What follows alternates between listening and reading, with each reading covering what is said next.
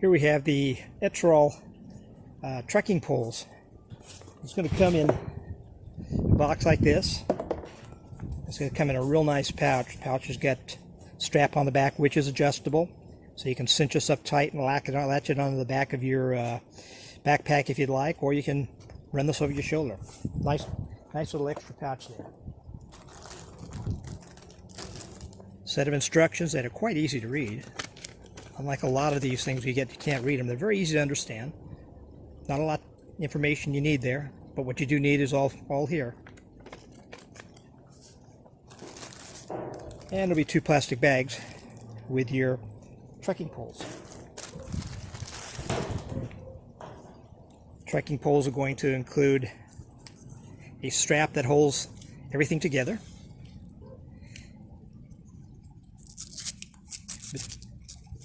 It's a Velcro style strap, and it's up at the handle end, so you can just leave it there when you're trekking. Nothing to worry about. It'll come with this tip here, and you pull it off, you'll have your carbon tip right here, and it is spring loaded. You have a walking foot type tip here, and of course you'll have mud and snow tips here. Now let's assemble this thing.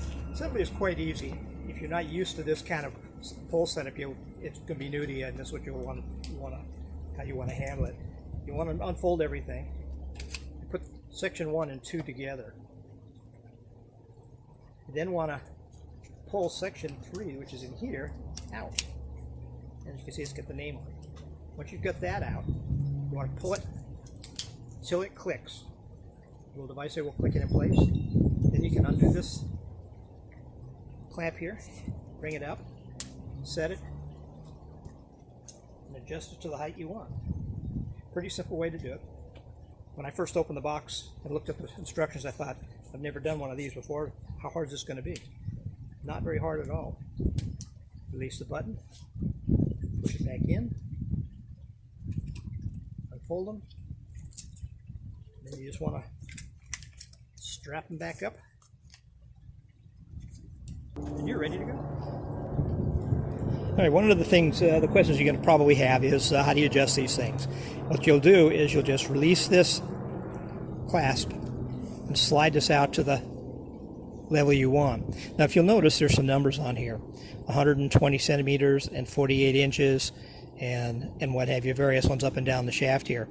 You do have a stop point. You don't want to go beyond this stop point here. But to choose your particular spot where you want to adjust these at, it's going to be based on your height and also your comfort.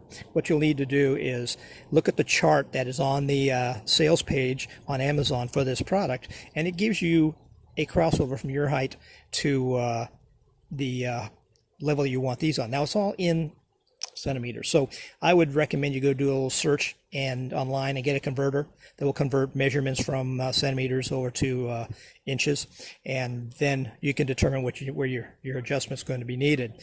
Now that's just a starting point. Once you get there, you're going to then determine the kind of terrain you're going to be going on, and you'll get used to this as time goes on to lengthen or shorten the poles based on the type of terrain and the job you want it to do.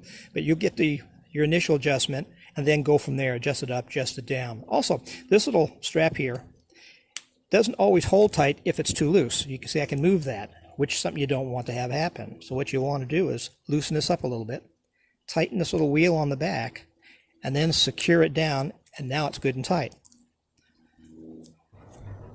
Now the last adjustment you're going to have on this thing is going to be this strap. You can adjust this strap for as tight as you want it around your wrists.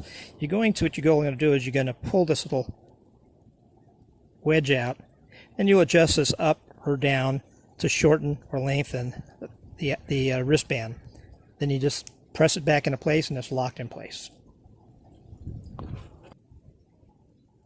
Installing these little pads is quite easy. Just remove this little tip here, and you're just going to take these slide them over. As you can see, they're threaded. Slide it over, bring it down, and thread it on. Pretty simple. In the last year or so, I've picked up a number of quality items for the people at Etrol.